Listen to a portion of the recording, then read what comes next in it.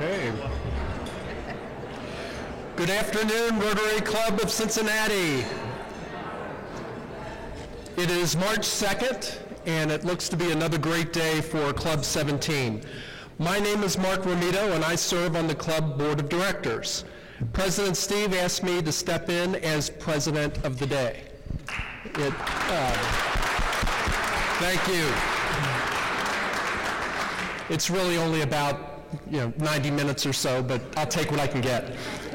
And it has become a tradition for the presidents of the day to make an executive decree. And I wrestled with this for a long time, trying to figure out what would be, a good decree, because as you know, with great power comes great responsibility. Thank you, Spider-Man. I thought I could declare March 2nd as Banana Cream Pie Day, but somebody already beat me to it. Today is National Banana Cream Pie Day. But after going through it in the end, I thought I would go ahead and dedicate this meeting to my membership engagement committee chairs. I'm going to ask them to just raise their hands to identify themselves when I call their name out. Michael Schatzman, Kelly Crow, Brad Green, Carol Cerrone, and Esteban Cali. Thank you for making this. Yes. Thank you to all of you for making our club fun and engaging.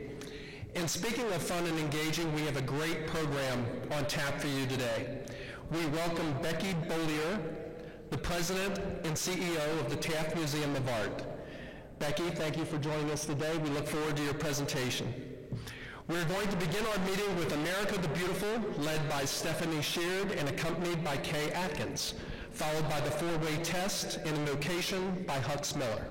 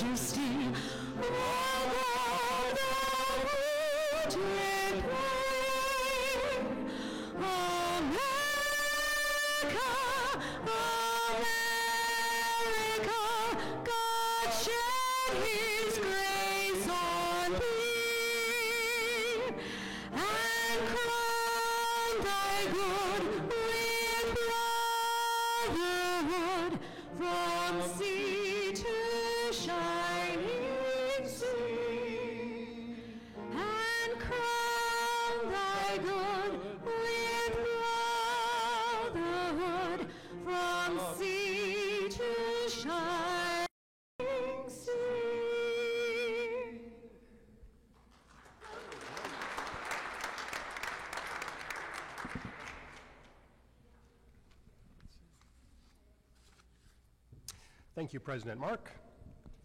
Lord, we live in Cincinnati, where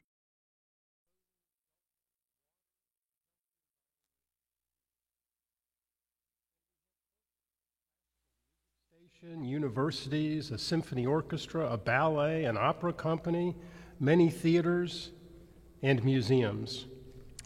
And we are thankful for these things.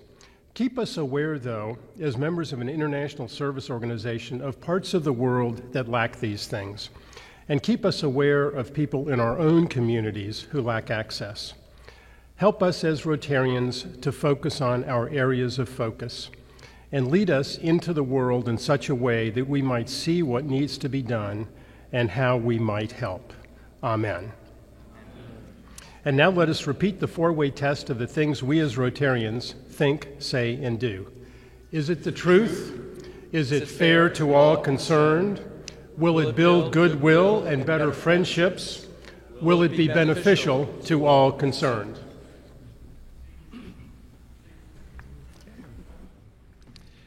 Thank you, Hux, and thank you, Stephanie and Kay. Now to introduce our guests and prospective members, Director Bill Stilley. Thank you, Mr. President.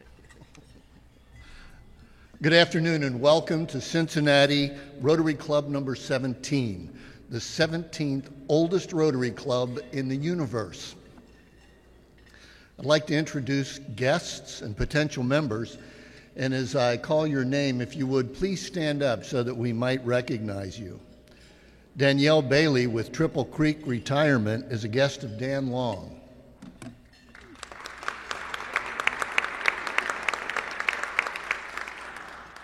Delora Dodson from the UC Foundation, a guest of Tony Artry.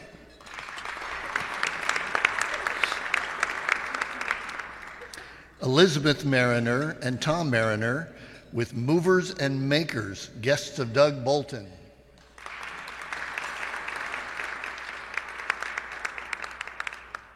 Eric Hill with Richwood Investment Advisors is a guest of Sam Scoggins.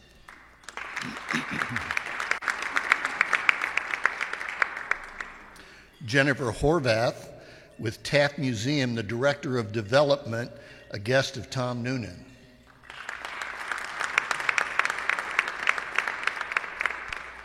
Lisa Lickert with EMI Network, a guest of King Steve.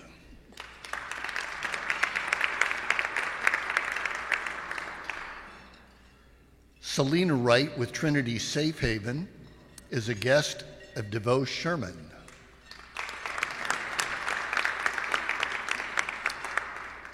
And Deborah Froschauer is Bill's wife.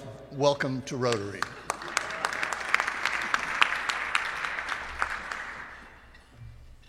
Thank you, Bill, and welcome to all of our guests.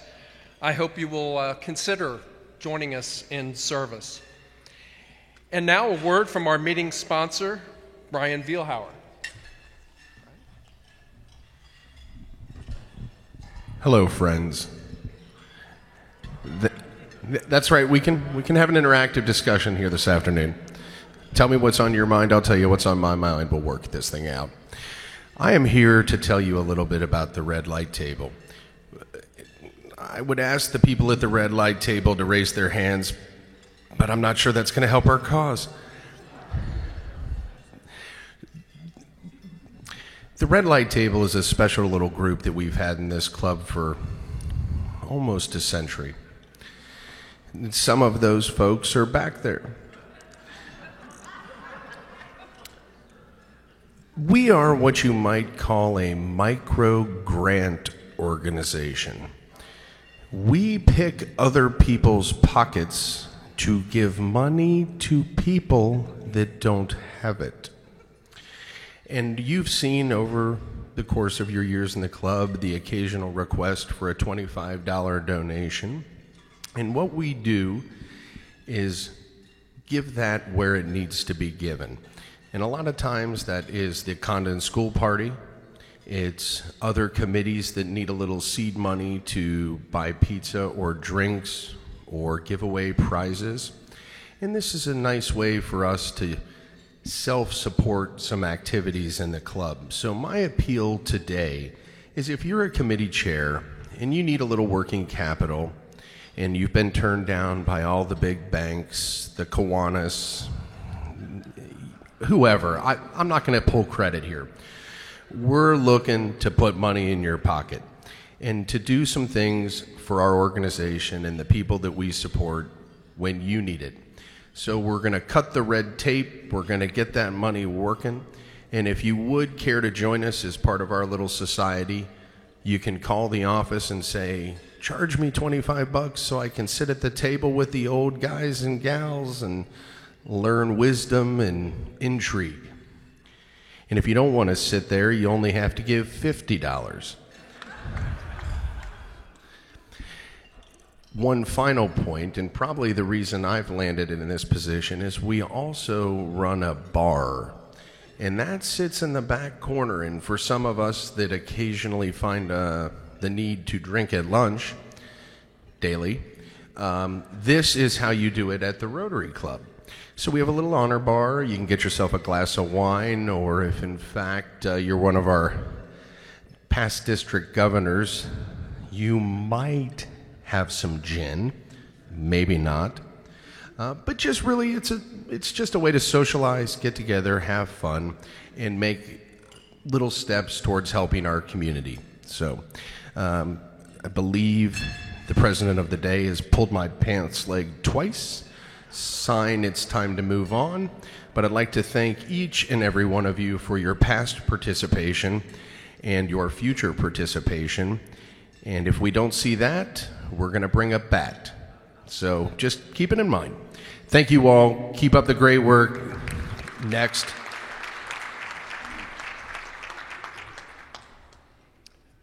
Thank you, Brian, and thank you to the red light table. For the next two messages, we have back-to-back bowling team bowlers. First up is Don Keller, who is going to share a word about the Legacy Circle. Don? Thank you, Stand-in President Mark. So it's always tough to follow Brian Bielhauer. So how many of you are aware of the Rotary Club of Cincinnati Legacy Circle? Okay, fair number, but there's also a lot of converts out there. We currently have 91 members of the Legacy Circle. It would be great if we could get to 100 members soon, and that's where you come in. These are members of the Legacy Circle are individuals who have pledged that they will donate $5,000 or more to our foundation, so Rotary Club of Cincinnati's foundation, over and above what they do from an annual perspective. And this can be accomplished either through a one-time gift to the foundation of cash or securities, or it can be done over time, or even through your estate. So it's not something you have to do immediately. Annually, we get together and have an event to thank those members of our group. And we had a nice event last year at the American Sign Museum. You know, our foundation does so many wonderful things locally and internationally, and that's only possible because of the money that the foundation has raised over the years. And none of this would be possible without the contributions of many of you in this room and many of those who came before us. So please consider making a pledge to the Legacy Circle. It would really help our foundation, and by doing that, you would help so many members locally and internationally in the community. If you're interested, please let me know or let the office know. We can discuss any information that you might have or questions you might have, or help you get the form. So again, if you're interested, please see me or see the office. Thank you for your consideration.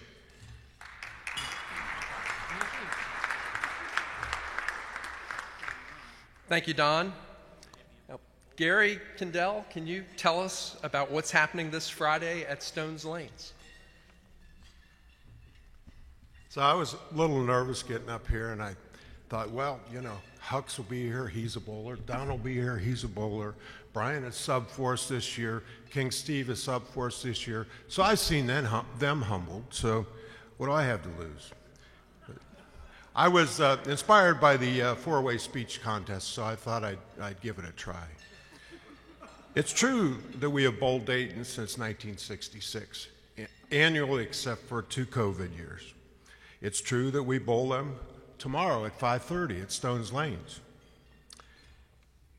It's fair. Is it fair to all concerned? Well, you know, we have won 33 times to Dayton's 22, and 70% of the time over the past 20 years. But it is handicapped, and we go strictly by attendance and don't pick necessarily our best bowlers. I'm bowling. So will it build goodwill and better friendships? Although there's a fair amount of trash talking, we do rotate Cincinnati and Dayton teams, so each Cincinnati team bowls against the Dayton team, each Dayton team, and then we have a meal together afterwards. Is it beneficial to all concerned? Well, you know, Dayton doesn't have to haul this trophy around. They don't have to get it engraved. They don't have to find a place to display it. And that's all I got. But anybody that's bowling for Cincinnati tomorrow, please stand. And we invite you all to join us tomorrow and cheer us on at 5:30 at Stone Lanes near Xavier University. Thank you.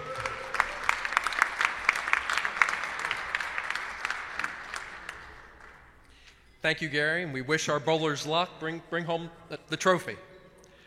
Now a word about our Rotary Happy Hour next week. Please welcome Chelsea Jansen. Thank you. Good afternoon, everybody. So I'm excited to announce that the Rotary YP Committee is hosting our monthly happy hour networking mixer on March 7th from 4:30 to 6:30 p.m. at the Kinley Hotel in downtown. So while we were looking at the Kinley Hotel, something I found interesting is that they offer package deals when you stay there. And the one that I found very interesting was the Kinley Make and Take Scent experience. You receive 2 complimentary welcome drinks, and then you head to the Candle Lab in OTR, and you get to make an 8-ounce candle with your favorite scent. So I thought that was very exciting and fun, and they have multiple different ones. I want to thank Galen Gordon for hosting us and providing the appetizers. And I want to thank the membership committee for sponsoring the first drink. So please share this with anyone that may be interested in coming. Take a flyer home with you. And please RSVP if possible using our DAC CV or email. If you have any questions, please let me know or reach out to the Rotary office. So I'm looking forward to a great event, and I hope to see you all there. Thank you.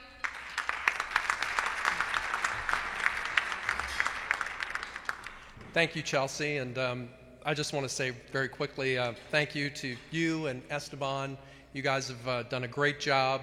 You've been a real dynamic duo in keeping those happy hours going, and they just keep getting better and better. So thank you very much for that, and I hope to see everyone at the Kinley next week. Okay, now it's time for some announcements, and there are many announcements today. First off, with birthdays, please wish a happy birthday to Bill, Corbin, Sarah, and KL next time you see them. Yesterday, March 1st, Christy Shushek celebrated 13 years with Club 17.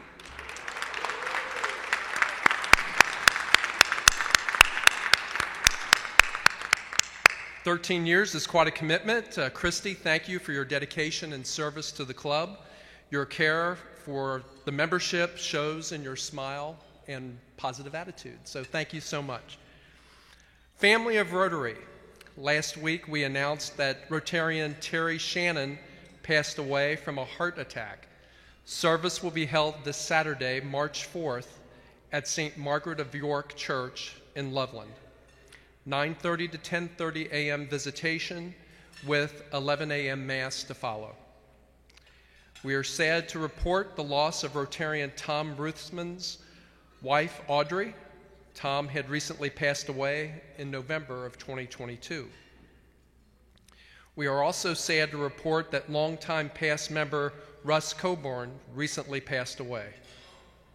Our longer tenured members will remember him for his great stories about the Army Air Corps. Please, if you get an opportunity, please offer a quick prayer for those individuals and for their families who are suffering this loss. And also, please reach out to the office if you have any good news that we can share in Family of Rotary. That would be helpful. Split the pot. Split the pot. 25% of the pot goes to the winner. 25% of the pot goes to the accumulating pot, which is now up to, Sarah? It's in the bowl. Oh, right here. There we go. Thank you. I couldn't see. Sorry, I'm just...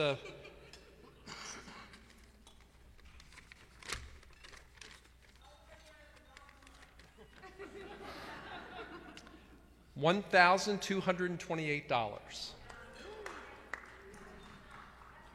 That's not right? $1,464. Is that right? Okay. There's a lot of extra numbers there, too. I'm not sure, but that's okay.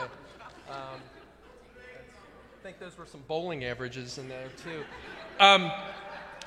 All right, so let's see. 50% goes to the club for our membership development efforts, and let's see if we can give away the accumulating pot this week. Remember, we are drawing for the Queen of Hearts and guests are not eligible. Okay, and we're going to ask Becky if you can pull a number. Okay, it's a lavender ticket. 347050. 347050.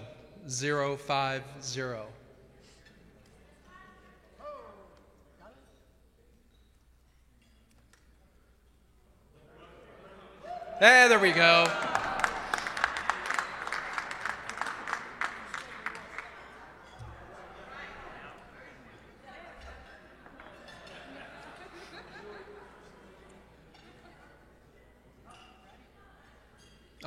That's 7 of clubs, or spades.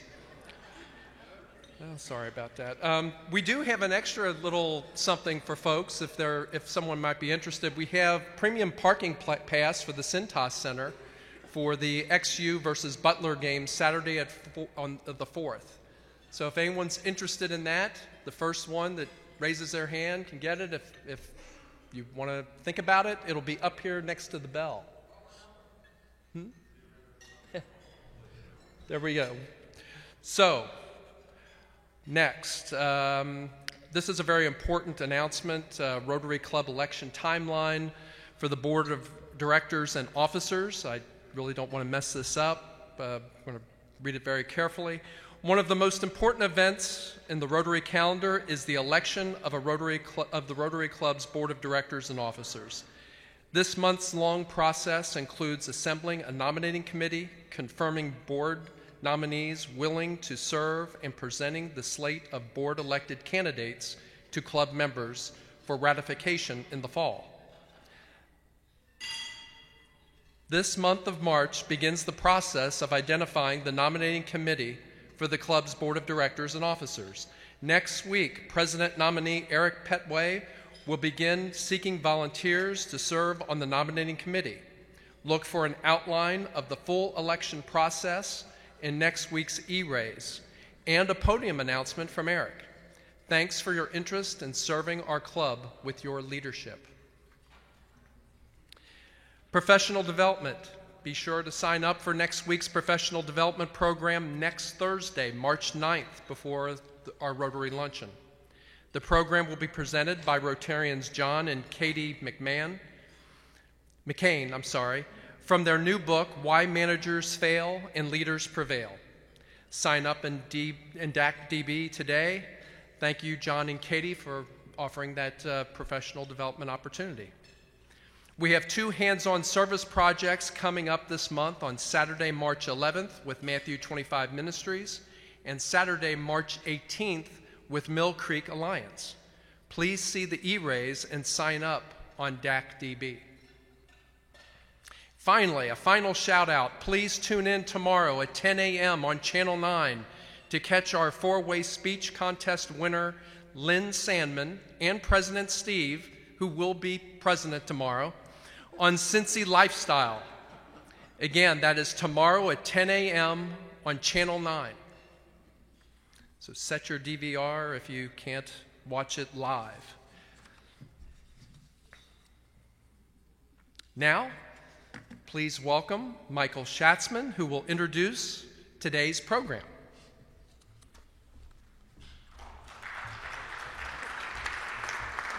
Well, thank you, Intermediate Acting President Mark. Thank you. So, one of the crown jewels in the tiara of the Queen City is the Taft Museum of Art. If you haven't been there for a while, I would encourage all of you to visit. They have some exciting exhibitions going on right now. I know because I was there yesterday, and it is a very, very special place. Accordingly, we have a very, very special speaker today, who is the new executive director, Becky Bollier. And she may be bowling with us this week, we're not sure, but she is a bowler. So she previously served as the director of the Florence Griswold Museum in Old Lyme, Connecticut, and as associate director of the Bowdoin College of Art in Brunswick, Maine. She holds an MA in Art History and Museum Studies from the University of Wisconsin-Milwaukee and prides herself on being a proud cheesehead. We'll work on that. So we'll have her giving a who day here anytime, real quickly here. She has, and in arts administration from Columbia University. She earned her PhD in American and New England Studies from Boston University. And she's the author of numerous publications in the museum field. And we are delighted to have her with us today. She's been on the job for how long now? 5.5 months. So I told her that it would be a friendly audience, but as we all know, there'll be time for Q&A at the end, so I'll leave it up to you guys to grill her. Please give a warm Rotary Club of Cincinnati welcome to Becky Boyer.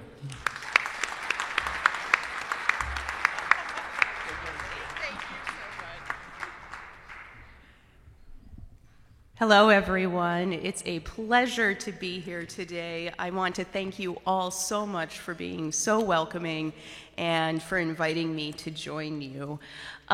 So today what I thought I would do is to take the opportunity to share a little bit of the story of the Taft Museum, talk about our work today, and talk about some of the directions that we have for the future.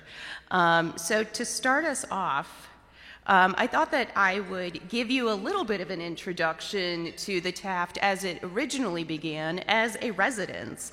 The building itself is formally known as the Baum Longworth Sinton Taft House, and it is the oldest domestic wooden residence in situ in Cincinnati. It dates to about 1820. It is an example of federal architecture. And we look at it today as really an interesting story of multiple generations of Cincinnati residents and luminaries. So when you look at who has lived here, on the left you will see an image of Martin Baum. He had the house built in about 1820, and like many Cincinnatians, he was the son of German immigrants and arrived in the city in about 1795, when there were only 500 people in the city, and they were living in log cabins. So this was very much a new direction. He owned a sugar refinery, a cotton mill, so he was one of this early generation of 19th century industrialists. The middle image is of Nicholas Longworth. He purchased the home in 1830 for a large family, and he was a lawyer, he was a vintner, he was an abolitionist, and a horticulturalist. And he is also well known as the person who was an arts patron at the house and invited in Robert S. Duncanson to do a series of murals from the house. So we will obviously talk about that in a moment. And then we had David Sinton and his daughter Anna, who moved into the house in 1871. The Sinton family is really where the money came from, and Sinton made his fortune on pig iron during the Civil War. So again, we bring forward that industrialist history. Anna, David Sinton's daughter, married Charles Phelps Taft in 1873, and the three lived together in the house. Sinton died in 1900 and left the house and his estate worth $15 million at that time, now worth $600 million in 2023 dollars to Anna. So at that point, Anna and Charles had the opportunity to form a collection of art. They had the means, they had the environment, they had this home. And Anna's inheritance made her the wealthiest woman in Ohio and allowed them to take on a new role together as philanthropists. So sometimes we get questions about what role do we serve in terms of understanding the presidency of William Howard Taft. That is actually not part of the story that we tell. That is part of the historic landmark birthplace. But what we do is we emphasize that the familial relationship between Charles, who was the older half-brother of President William Howard Taft, had a very close relationship and did indeed have political connections of his own. They helped found the Cincinnati Art Museum, the Symphony, the Opera, the Conservancy of Music. And if you look, you can see that image to the right in black and white shows you a small image of what it looked like when the Tafts were in residence in about 1925. This is what the room looks like today if you visit the Taft Museum. The Tafts lived in the house until 1931 and 1929, respectively, the years of their deaths. And they bequeathed their collection to the city of Cincinnati in 1927. And their intention was to create a museum that was designed to serve all of the people of Cincinnati. Many of us know that their gift to the city not only included this structure, but also $1 million gift that was used to match community donations to seed the Fine Arts Fund, now known as ArtsWave. So, for those of you who are wondering about the history, the Taft Museum has recently celebrated its 90th anniversary as a museum open to the public and plays a huge role in the cultural evolution of the city. Just to give you a few collections highlights, because I would not be doing my job if I did not show you pretty pictures of pretty things from the collection. The Tafts collected in particular, though varied categories. The collection today consists of about 800 works of art, most of which are on view at all times. For those of you familiar with museums that have standing collections like we have, we do not actively collect. We either reinterpret these 800 works. You may think of something like the Isabella Stewart Gardner Museum, where there are exhibition restrictions. We are not beholden to any of that, so we're able to freely interpret the work, to hang it in different parts of the museum, but we try to have as much available on view to the public as possible. These are two examples of Chinese porcelains. They form the largest part of the collection. About 200 objects are porcelain. And it was likely, we believe, that these inspired much of the ceramics industry in Cincinnati, such as Rookwood pottery. We also have some examples of what is now considered one of the top 10 collections of Limoges enamels in the world. Ranges from Christian subjects, religious subjects, to mythological scenes, and both in polychrome and in grisaille enamel. So you can get up close and personal with one of the best collections in the world at the Taft. And then, of course, it goes without saying that we have an exceptional collection of paintings as well, particularly those of the Old Master European variety of Dutch, British, and French lineage. We have portraits, landscapes, and scenes from daily life, one of only 3 Rembrandt oil paintings, as you can see here, in the state of Ohio. The other 2 are in the Toledo collection, and 2 paintings by Turner, including this late and very characteristic work. Our French paintings include an exquisite portrait by Jean-Auguste Dominique Eng on the left, and then we also have examples of the Barbizon School, such as this Corot that's on the right. So we have the opportunity to really showcase a number of works.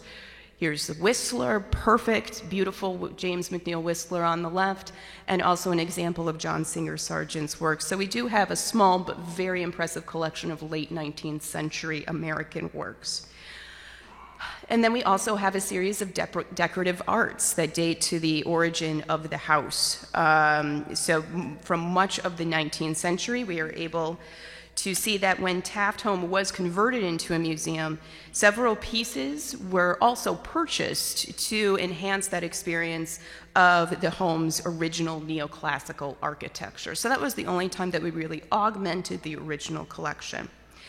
And then, of course, we consider the house to be our largest work of art.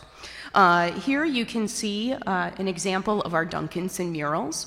Robert S. Duncanson was considered the most successful black painter of the mid-19th century. This is also considered the premier example of his work. So Robert S. Duncanson is gaining a lot of popularity lately. He has a number of works that are in the president's office in the White House. This means that we are getting a lot of attention for our Duncanson murals as well. So we consider the artwork together to be the second largest work in our collection, second to the house. As we said, they were commissioned by Nicholas Longworth. They were actually covered with wallpaper after Longworth's death, and they were only uncovered and conserved when the home was turned into a museum in the early 1930s. This may sound like it's terrible, but actually it served to conserve the works and to protect them from the elements for a few decades. That is another reason why they are considered such a flawless example of Duncanson's murals. And then we do have just a little bit of political history at the site, which we can't ignore.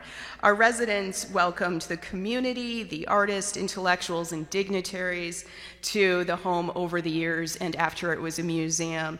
And here's an example of William Howard Taft accepting the presidential nomination on the portico of the Taft Museum. So we just can't resist having that in there as well. So giving a little bit of insight into our current exhibitions, we have a number of exhibitions here at the museum that we are just hearing overwhelmingly positive responses to. These are examples of works that are in the exhibition Memories and Inspiration, the Carrie and C. Betty Davis collection of African American art, which features over 60 works from the personal collection of the Davises. Carrie Davis is a retired postal worker, and Betty Davis, a former television news producer, who really made it their mission to create and foster a collection of Black artists. This has been organized and toured by a group based out of DC, but the Davises have actually visited. They were here for our opening. Some of you may have met them. They are delightful people, and they were thrilled to see the ways that we had really created a dynamic interpretation of their works.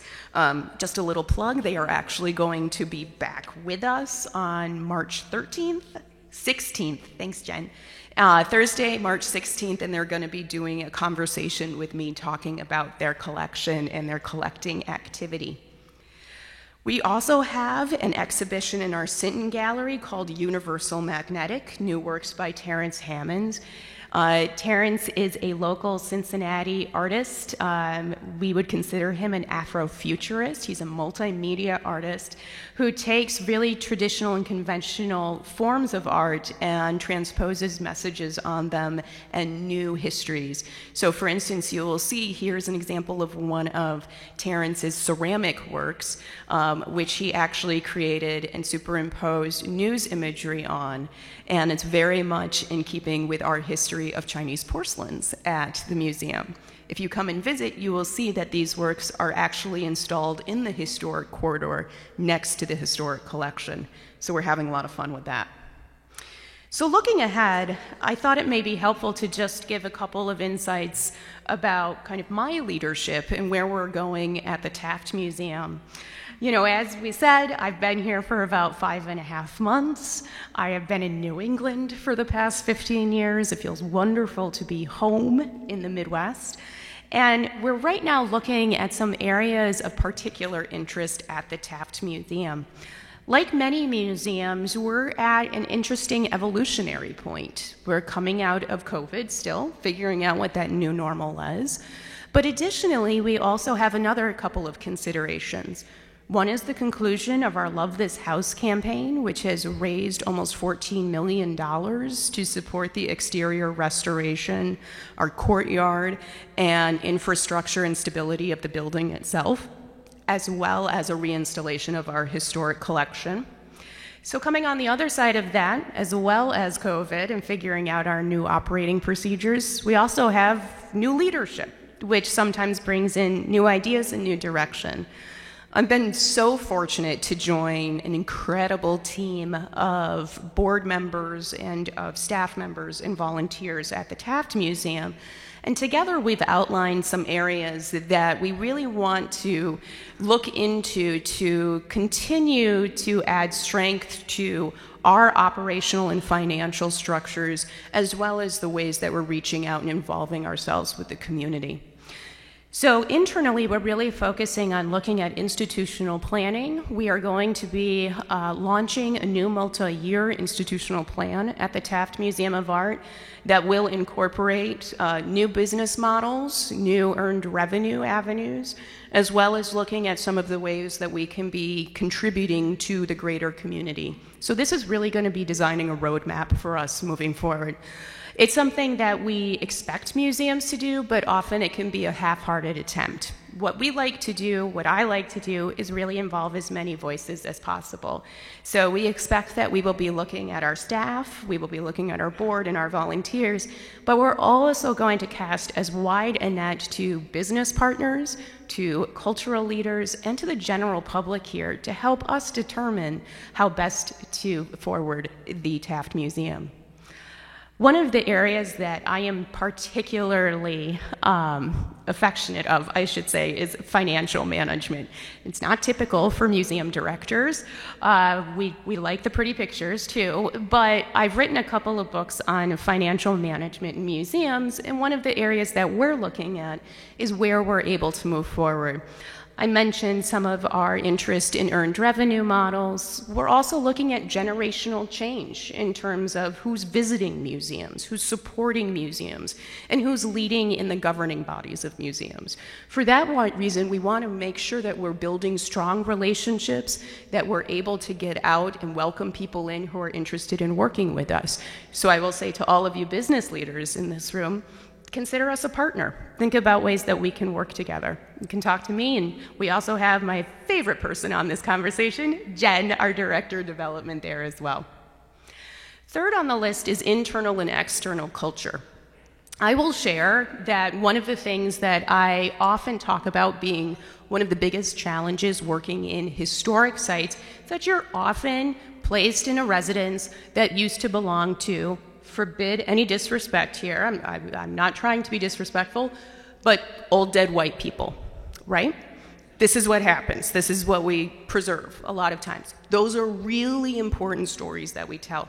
At the same time, what are the other stories, and how can we make sure that we are a welcoming environment to people of all backgrounds, of all experiences, people who come from generations in Cincinnati, and people who are new to the city. So really creating a story that we feel like is welcoming externally, but also looking at making a museum that we consider to be a model workplace, a place that is one in which people are happy to work, one in which we are a competitive workplace, meaning people want to try to work with us, and that we have a very supportive work culture.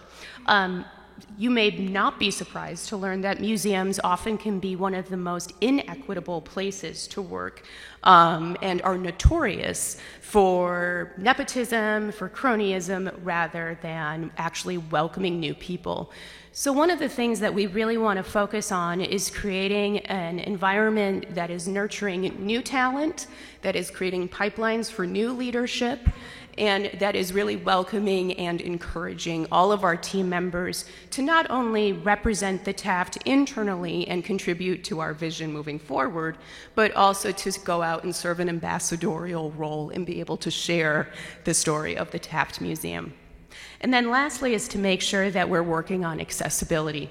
Everything from physical accessibility and talking about ways that all of our differently abled visitors can feel most comfortable, which often can be a challenge in a historic site where you're also valuing the integrity of the building and its history, but also making sure that what are we doing in terms of creating accessible avenues for people of all backgrounds to come and have a valuable experience at the Taft, and then also going out. So accessibility is not just in terms of the interests of the building itself and the programs on site, but also making sure that we all are doing things like this.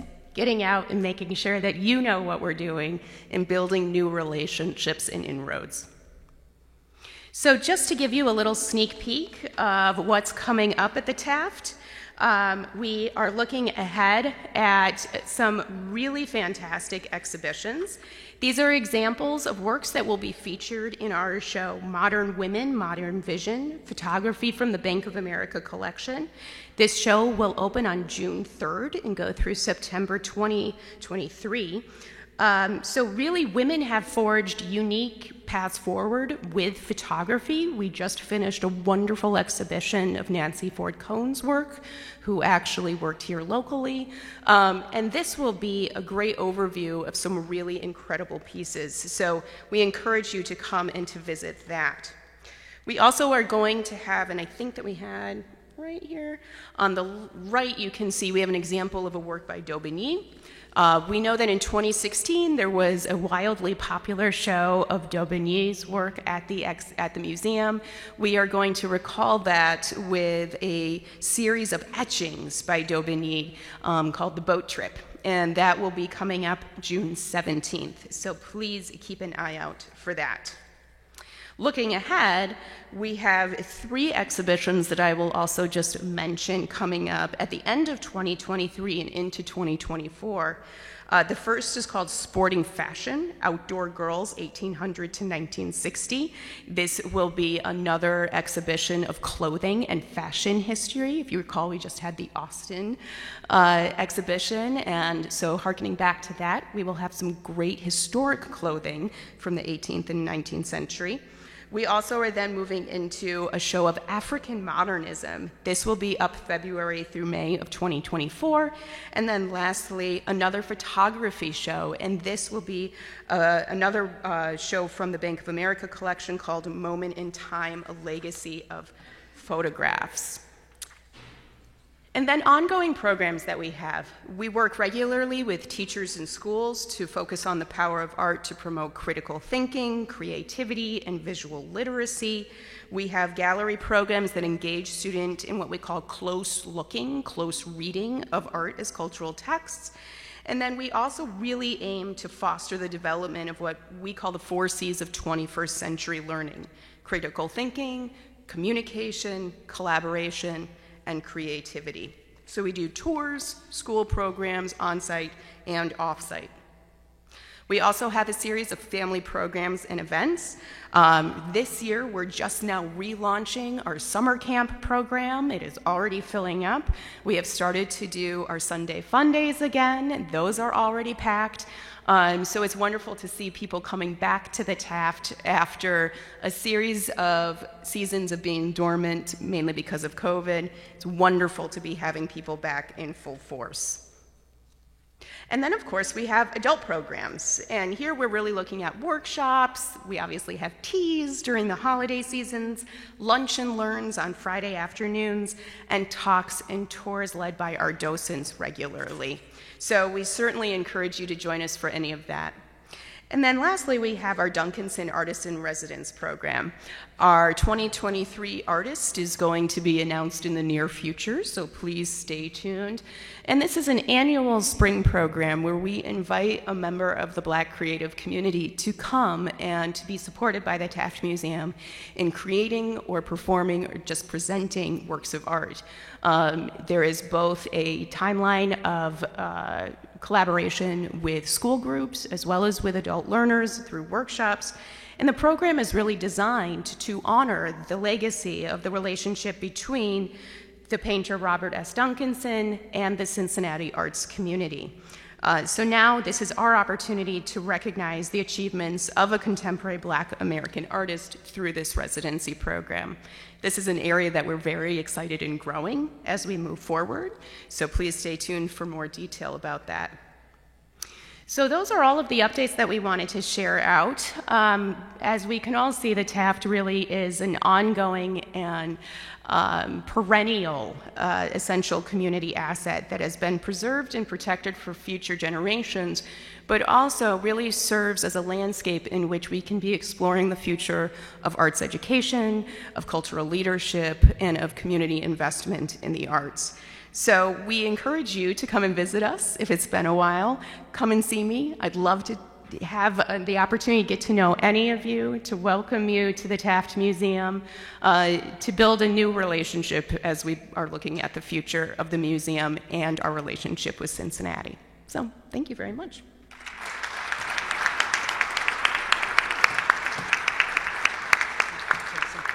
Yeah, absolutely. I'm happy to take any questions that anyone has. Yeah, we'll start up front.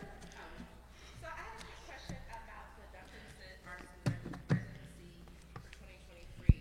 How far along are you in the process of selecting the 2023 residents? So this is an unusual year for us because the process actually began before I arrived, and it is unusual in that we partnered with the CSO.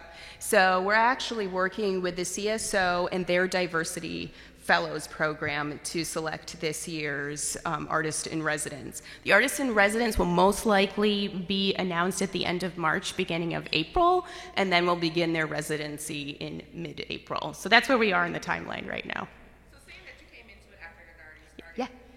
what steps will you take next year to make sure that the African American Affinity Group is included in that selection? This is what I am so excited about, and thank you for the question, because one of the things that we're really looking at, and you're giving me the perfect avenue to talk about it, is that we really value the Artist in Residence program, but recognize it's a relatively limited engagement that takes place for a couple of weeks every year. So what I'm eager to do, and we're kind of seeing through and in partnership with our great cultural leaders around the city, helping us shepherd through this year, but looking ahead at what we can do, we think that the Duncanson Society, which is our affinity group for the Duncanson program, will be brought into our institutional planning. Meaning we're not just looking at what's happening with the society, but making sure we're centering those goals across all of the areas of our operation. So when we talk about the Duncanson program, we don't want it to be kind of off in a corner and kind of maintaining. We want it to thrive. So what we're looking at doing is taking a number of steps and really recommending to the Duncanson Society to move forward in collaboration. Some of the recommendations that I'd love to bring up for communication is to consider ways that we can be creating an alumni cohort of our past artists in residence to actually create a supportive professional group for them, to be bringing in more quarterly, kind of throughout the year, 365 days a year, Duncanson programming, to be using this as an opportunity to be looking at a pipeline of leadership, not only for the leadership of the Duncanson Affinity Group itself, but then also looking at creating permanent positions for the actual coordination of the program, so that we will have arts administrators that we're creating a pipeline for from a Black background, from people of color who are actually able to contribute to the program and build their arts administration knowledge. So what we're looking at doing when we expand is to create an opportunity where there is much more consistent communication, there's more consistent output, there's more engagement, and there's more support from the Taft. So this is something that really excites me, and we're looking forward to it. And I'm thrilled. I think this is going to be a great year with our artists in residence. I'm also looking forward at how we're going to be forging a completely new path forward starting in 2024. You're welcome. Yeah. You spoke wonderfully about storytelling and what storytelling the museum can do. Now that you've been here for a while, what are some of the stories that you think the museum could tell that would really go into our marrow and help us become the city we should be? Oh, well, I love that. I think one of the interesting things about the Taft Museum is that throughout its residential history, as it was the home to all of these families, I think people sometimes hear the name Taft and they assume it has to do with President Taft. And as we said, there is some relationship, but it's not the central story. Or they may assume that it simply was a house that was in one family from generation to generation, and there's one story to tell over its 200-year existence. What I'm really interested in, and this is because this is my my academic scholarship is based around looking at the houses of industrial history in the American Midwest, that so much of the history of the Taft Museum, from its building through its patronage, really until the late 19th century, is that it wasn't belonging to the elite society of Cincinnati. These were people who were businessmen. These were people who were investing in the city itself, and they were able to be members and citizens of Cincinnati. That's one thing that I think is very important here, is we're looking at the history of Cincinnati and how it grew up around this house that was built in 1820. But its original founding was not as a signifier of wealth. It was as a signifier of participation in civic life in Cincinnati. If there's anything that I consider to be a mandate of us moving forward, it's not representing that one story of the Sintons and the Tafts, which is really fascinating. We love to do that, and our collection offers that opportunity. But the structure, the location, adjacent to Lytle Park, thinking about everything that has changed there, we're able to take what I would consider a more public history approach to it, where we're looking at ourselves as a cultural citizen of Cincinnati and how we contribute to that. So I would say that's really one of the most motivating little shifts we're making as we look forward. If I can get you to do two questions. I don't have any inside information, but my guess is your job is a plum assignment in this country. So why do you think the Board of Trustees chose you to be the current executive director of the Taft? And then my second question is, are there any long-term changes at the Taft as a result of the pandemic? Oh, well, I'll answer the second question first, because that may be a little bit more in my comfort zone, is that the, in terms of long-term changes, we don't necessarily expect there to be any. We expect to regain, as we're all saying, this new normal, right, that we are regaining. What I will say is that the past couple of years, especially in the museum world, have not just been a time of reflection and reckoning because of the pandemic and recognizing that we have a charge to be well-run businesses. We have a charge to be sustainable. We have a charge that as a nonprofit organization that is oriented around contributions, that we have a public mandate to perform well and to perform in the best interest and ethically of the organization's climate around us. We also have to think that there's been a huge amount of political upheaval. There has been a lot of discussions about the roles of organizations such as ours and how we can serve the public community. One of the things that I always talk about is that museums are not necessarily continued to be looked at as gatekeepers of culture. We're now looking at ourselves as facilitators. There's much more listening that's happening with museums now. That is, I think, a huge role and one of the most important things that we can do to stay relevant moving forward. And maybe that helps me respond to your first question about why I was brought here. You know, I've been working in museums since I was 16. This is my love, my passion. I am so thrilled to be here and to be in this role. As I was sharing before the talk, I was not looking for a new position, but was approached for this and was very eager, I think, to take on a role where I was able to contribute to and participate in such a vibrant community as Cincinnati. I like to consider myself a lifelong learner, so I'm not coming in as somebody who is following a certain model of museum director that was last relevant in the 70s or the 90s or even 2010. We're really looking ahead to use the Taft Museum to really shape a new cultural front for ourselves and to say, these assets are so important to us in terms of the collection and the building, and our job is to be stewards of those, but also to activate that. And where are we being responsive to the community? That's our mandate. That's our mission. And one of the things that I really focused on when I was first in conversation about this job was that I wanted to be out. I wanted to be meeting people. I wanted to be participating in the Cincinnati community. And I'd say for 5.5 months, I'm looking at Jen here, I don't know if I've had a lunch on my own or anything like that. I've been really out there.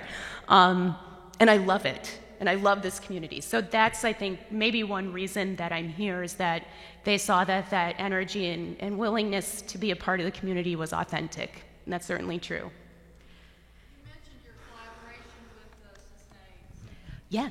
So do you anticipate having more collaborations with other arts organizations in town? Yes, absolutely. And I would say that I would not only limit it to arts organizations. We look at our partners at the Symphony as really helping us out during a transitional year. That won't necessarily be the path forward for our partnerships. That was an unusual kind of chapter for us with the transition. But what we're most likely going to be doing is looking at creating opportunities to collaborate with cultural partners, with civic leaders, with educators, and then also with the general public of the business community. So the door is wide open. I love collaboration. The great thing about the size of the Taft Museum is that we can be nimble, we can be flexible. You know, somebody calls me with a good idea and we can say, let's try to make it happen. So we're open to experimentation. Yeah. Okay, very good. All right.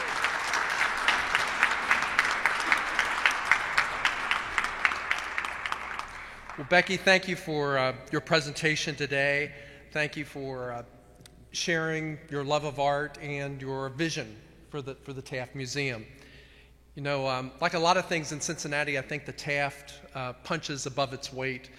And thank you very much for your efforts in keeping the Taft vibrant in our community. As a token of our appreciation, I do want to present to you a Rotary coin. It's on the one side, it's the says the Rotary Club of Cincinnati. On the other is the four-way test, which is you know, how we live our motto of service above self. So I want to just give you the coin. Keep that as a reminder of your time here today. In addition, in recognition of your presentation, we are making a gift to the End Polio Now campaign. One of the big initiatives of Rotary was to end polio. It's about a 4-decade-long effort. And as we like to say, we're this close. It's only in a few countries. We're really close, but we just need a little extra energy to get us over the finish line, and we'll be able to eradicate polio from the earth. So we're looking forward to that. Let us give Becky Beaulieu another round of applause.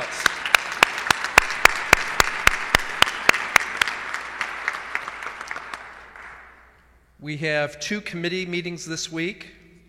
At 1:30, Classification Committee in the Julep Room. At 1:30, the Environmental Sustainability Committee in the back of this room.